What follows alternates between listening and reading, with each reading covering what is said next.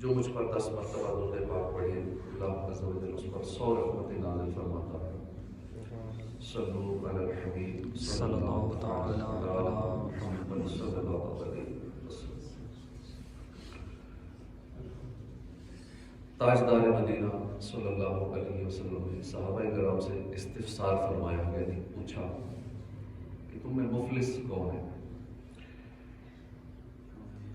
صحابہ کرام نے عرض کی، یا رسول اللہ، ہم میں سے مفلس تو وہ ہے جس کے پاس مال و دولت نہ ہو، درہم و دینار نہ ہو۔ ہمارے یہاں بھی یہ کنسپٹ ہے، جس کے پاس مال نہیں ہے وہ غریب ہے، مفلس ہے۔ تو آپ صلی اللہ علیہ وآلہ وسلم نے فرمایا، میری امت کا مفلس ترین شخص وہ ہے جو قیامت کے دن نماز، روزہ، حج، زکوٰۃ، نفلی عبادات، ذکر و اذکار، بہت ساری نیکیاں لے کر آئے گا، لیکن ان نیکیوں کے ساتھ ساتھ کسی کو گالی دی ہوگی، کسی کی غیبت کی ہوگی، کسی پر ظلم کیا ہوگا، کسی کا قرض دبایا ہوگا، کسی کا مال نہ کھایا ہوگا، کسی کا خون بہایا ہوگا، اس کو مارا ہوگا۔ بس ان سب گناہوں کے بدلے اس کی نیکیاں لی جائیں۔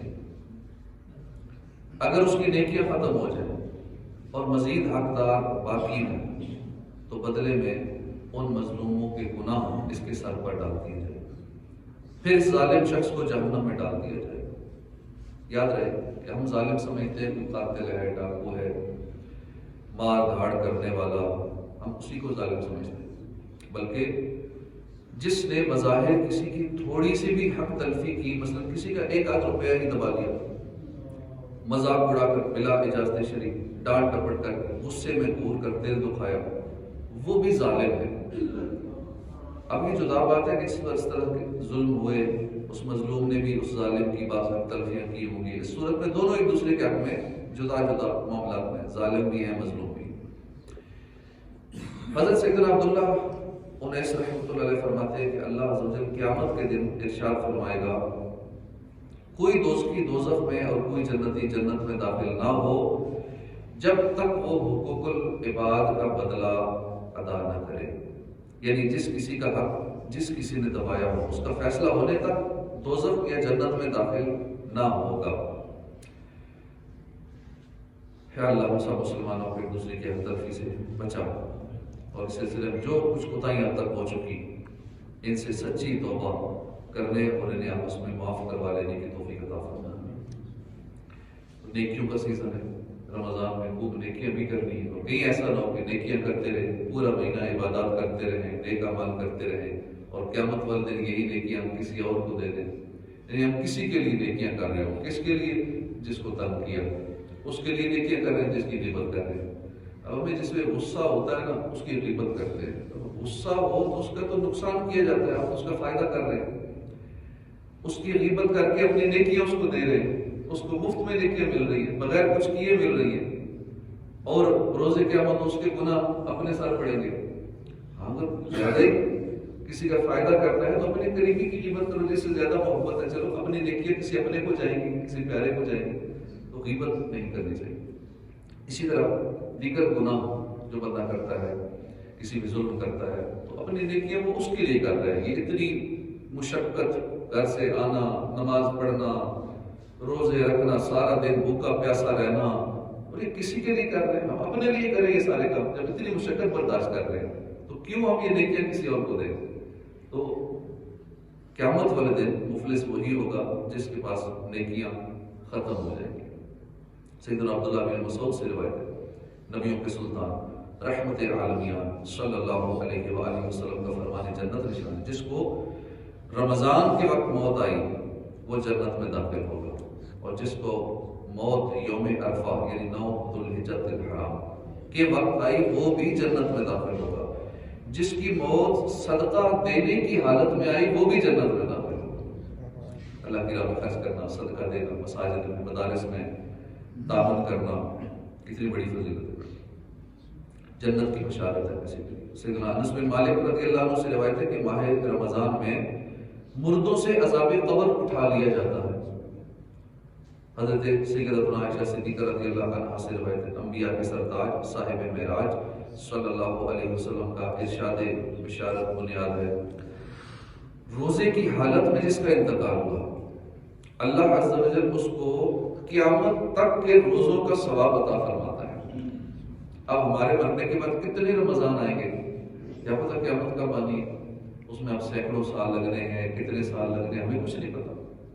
اب اتنا عرصہ ہر سال جتنے رمضان آئیں گے، جتنے روزے آئیں گے، اب ہم نے رکھا تو ایک بھی نہیں ان میں سے، لیکن اللہ کی رحمت دیکھیے ان سارے روزوں کا ثواب، ان سارے رمضان کا ثواب انشاءاللہ ہمیں ملتا رہے گا. لیکن اگر کسی خوش نصیب کی موت رمضان میں آئی، روزے کی حالت میں، حضرت سیدنا انس بن مالک رضی اللہ عنہ فرماتے ہیں کہ میں نے رسول اکرم نور مجسم شاہ بنی آدم صلی اللہ علیہ وسلم کو فرماتے ہوئے سنا کہ یہ رمضان تمہارے پاس آ گیا ہے، اس میں جنت کے دروازے کھول دیے جاتے ہیں، جہنم کے دروازے بند کر دیے جاتے ہیں، شیاطین کو قید کر دیا جاتا ہے. محروم ہے وہ شخص جس نے رمضان کو پایا اور اس کی مغفرت نہ ہوئی. کہ جب رمضان میں مغفرت نہ ہوئی تو پھر کب مغفرت ہوگی. ایک اور حدیث پاک ہے رمضان آ گیا، برکت والا مہینہ، اللہ نے اس کے روزے تم پر فرض کیے، اس میں آسمان کے دروازے کھولے جاتے ہیں، جہنم کے دروازے بند کیے جاتے ہیں، شیاطین مردود قید کر دیے جاتے ہیں. اس میں ایک رات ہے 1000 مہینوں سے بہتر ہے. جو اس کی بھلائی سے محروم رہا ہو بالکل ہی محروم رہا. رمضان میں شب قدر آئی، ہم نے سوتے ہوئے گزار دی، ہم پتہ ہی نہیں چلا شب قدر تھی، یا گناہوں میں معذرت ایسے بھی جو راتیں گناہوں میں گزارتے ہیں. بہرکیف آپ مشاہدہ یہی ہے کہ رمضان میں ہماری مساجد آباد ہو جاتی ہیں، پہلے نمازیوں کی تعداد تھوڑی بڑھ گئی ہے، نیکیاں کرنا آسان ہو جاتا ہے.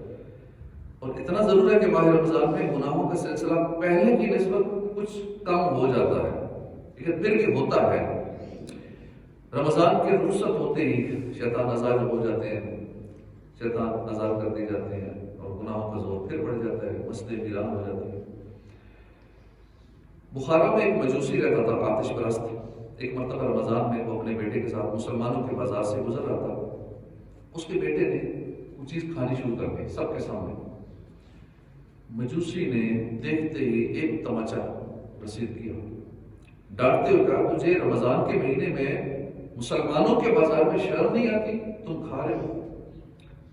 لڑکے نے کہا بھائی آپ بھی تو رمضان میں کھاتے ہیں. کہا میں اپنے گھر میں چھپ کے کھاتا ہوں، سب کے سامنے نہیں کھاتا. اب مجوسی ہے، مسلمان بھی نہیں، آتش پرست ہے، لیکن رمضان کا اہتمام کر رہا ہے. اس ماہ مبارک کی میں بے حرمتی نہیں کرتا، چھپ کے کھاتا ہوں. کچھ عرصے بعد جب اس کا انتقال ہوا تو کسی نے اس کو جنت میں ٹہلتے ہوئے دیکھا. اس مجوسی کو پوچھا یہ کیا، تو مجوسی تھا، آپ کا پجاری تھا، جنت میں کیسے آ گیا؟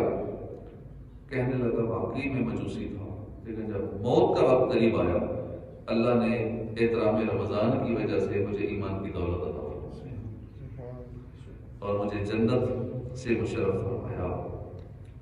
تو دیکھا آپ نے کہ رمضان کی تعظیم کے سبب ایک آتش پرست کو، مجوسی کو اللہ نے ایمان کی دولت عطا فرما دی. تو جو مسلمان رمضان کی قدر کرے گا اس کو کیا کچھ ملے گا. اس حکایت میں خصوصاً ان غافلوں کو درس عبرت حاصل کرنا چاہیے جو مسلمان ہونے کے باوجود رمضان میں اول تو روزہ ہی نہیں رکھتے اور پھر چوری اور سینہ زوری سب کے سامنے سگریٹ کی کش لگاتے ہیں، پان چباتے ہیں، پانی پیتے ہیں، کھاتے ہیں. تو ایسے لوگوں کے لیے فقہ کتابوں میں سخت سزا کا حکم ہے. غور کیجیے، خوب سوچیے، جب دنیا میں روزہ خوروں کی سخت سزا تجویز کی گئی ہے، یہ سزا حاکم دے سکتا ہے، ہم ایک دوسرے کو نہیں دے سکتے کہ جس کو دیکھ کے روزہ توڑ رہے اس کو اڑا دیں. تو آخرت کی سزا کیسی ہوگی؟ ہوش میں آئیے. کب تک اس دنیا میں گل چھڑے اڑائیں گے؟ کیا آپ کو مرنا نہیں؟ کیا اس دنیا میں ہمیشہ اسی طرح دندناتے پھریں گے؟ یاد رکھیے ایک نہ ایک دن موت ضرور آئے گی اور آپ کا رشتہ حیات منقطع کر دے گی، کاٹ کر رکھ دے گی، نرم اور آرام دہ گدیلوں سے اٹھا کر فرشی خاک پر سلا دے گی. ہر طرح کے سامان طرف سے آراستہ پیراستہ قبروں سے نکال کر اندھیری قبر میں پہنچا دے گی. اپنے پچھتاوے کسی وقت مسکراہٹ نہیں آئے گا. ابھی موقع ہے، گناہوں سے سچی توبہ کر لیجیے، روزوں کی پابندی کیجیے، نمازوں کی پابندی کیجیے، دوسروں کو نیکی کی دعوت دیجیے، اور رمضان میں تو خصوصاً گناہوں سے بچیے۔ حدیث پاک میں آتا ہے کہ بے شک جنت ماہ رمضان کے لیے 1 سال سے دوسرے سال تک سجائی جاتی ہے۔ جنت کہتی ہے اے اللہ مجھے اس مہینے میں اپنے بندوں میں سے میرے اندر رہنے والے عطا فرما۔ پورے عین کہتی ہے اے اللہ اس مہینے میں ہمیں اپنے بندوں میں شوہر عطا فرما، بندوں میں سے شوہر عطا فرما۔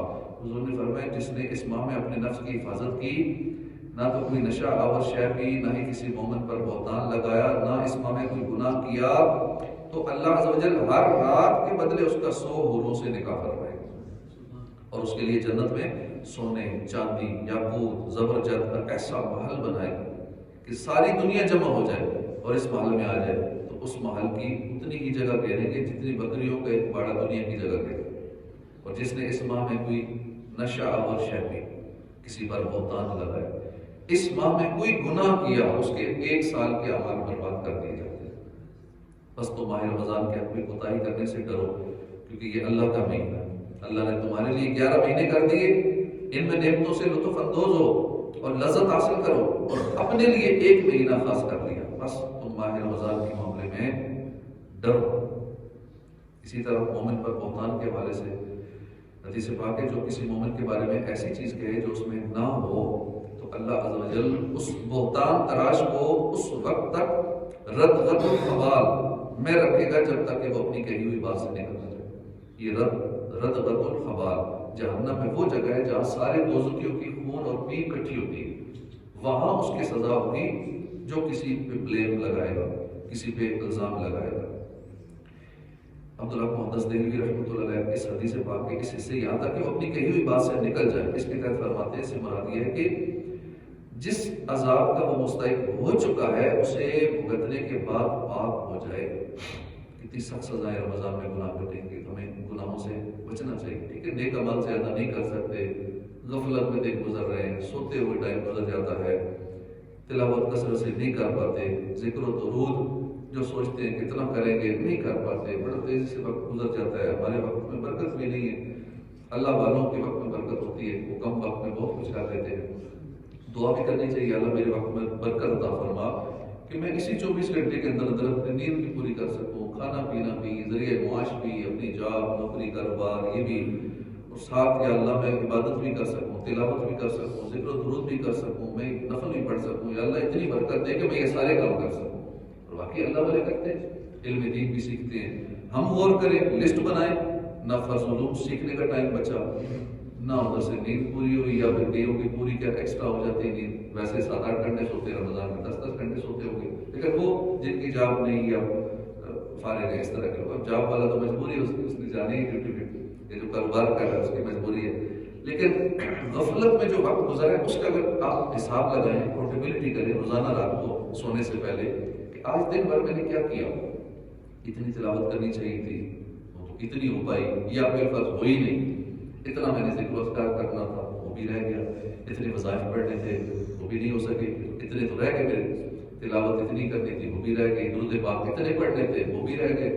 تو یہ اپنا محاسبہ کریں گے تو اگلے دن کے لیے آسانی ہو جائے گی کہ ٹھیک ہے آج تو غفلت میں دن گزر گیا، چلے کل میں کوشش کروں گا۔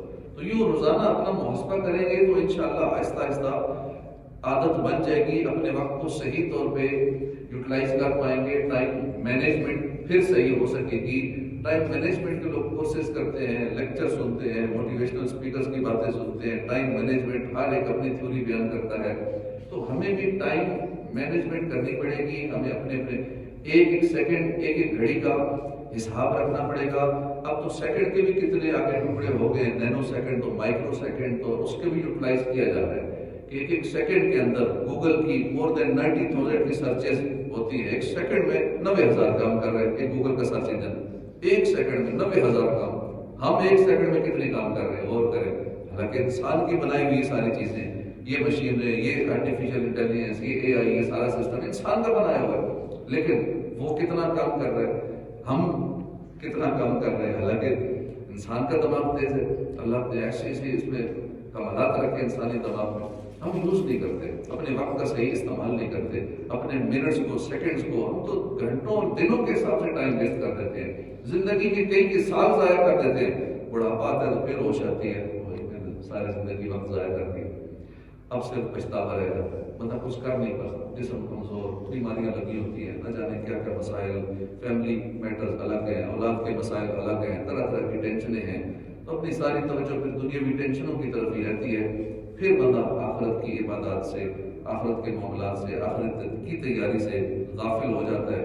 اللہ پاک ہمارے وقت میں برکت عطا فرمائے، آمین بجاہ نبی الامین صلی اللہ علیہ وسلم۔